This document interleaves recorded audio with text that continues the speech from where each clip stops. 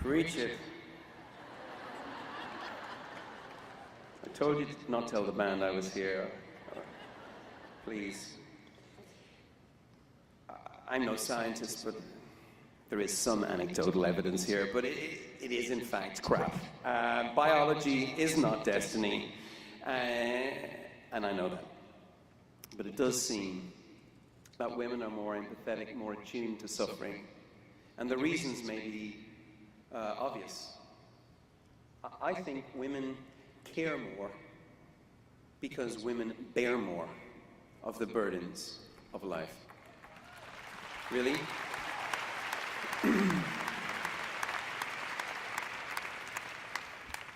When AIDS is rampant, women are the hardest hit. In South Africa last year, it was young women aged 15 to 24 that accounted for 90% of new HIV infections. Over 2/3 of people with AIDS in Africa are women. Marriage, fidelitas, marriage is a death sentence in some places. When children are orphaned by AIDS, it's women who care for them. Where schools are few, where education is poor, girls are more likely to go without. Where women are shut out of politics, well, then they're shut out of a lot more than that. When health systems collapse, it's women and children who suffer the most. In Africa, the likelihood of a woman dying in childbirth is 1 in 20. 1 in 20. When opportunity is scarce, women lag far behind men in income, in access to credit, the chance to start a business, the right to own and inherit land. Actually, this is mad. Women can't own the land in a lot of the developing world, but 80% of the people who farm the land are women. Women are 80% of the farmers of the developing world. They work the land, they till the land, they carry water across the land, but they can't own the land. And it's going to take women to stand up for other women, to do something about that, I sense.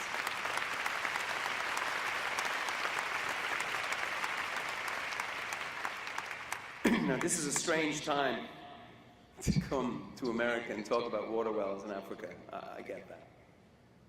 And you might not mind me asking you to care, but asking you to do something about it, that's hard. It's hard to take that. I accept that. The most reasonable response might be to tell the Irish rockstar to go back to his posh house in Ireland and come back when the Dow is up or when U2's next album's out. I get that. I get that. It's counterintuitive at best to ask this country to look outward when it's so tempting to turn inward. It's so tempting to double lock the doors, to stop answering the phone, focus on your own problems for a while. I get that. Clearly, these are momentous times in America. Times of crisis, times of chaos. Capitalism up on trial. Americans are struggling, losing homes, losing jobs, losing savings. Not just the US, the world is changing shape in unsettling ways. You can feel it. The tectonic plates are starting to shift. Can I say that in California? Maybe not.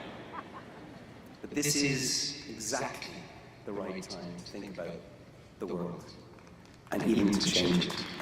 Exactly the right time.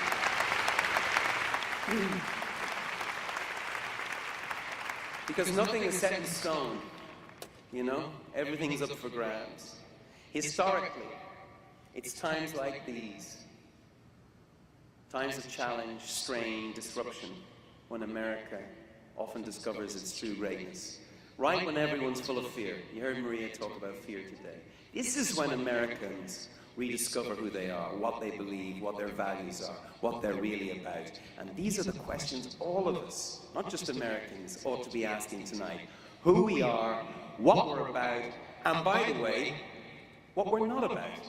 For example, we are not about having our scientists come up with miracle drugs and then failing to get them to the people who need them. We are not about mosquito bites or dirty water as a death sentence. We are not about politicians making promises and failing to keep them, which is what they're doing right now, because one more thing we're not about, We're not about charity. We're about justice. Justice and equality. That's what we're about. Amen? Said that.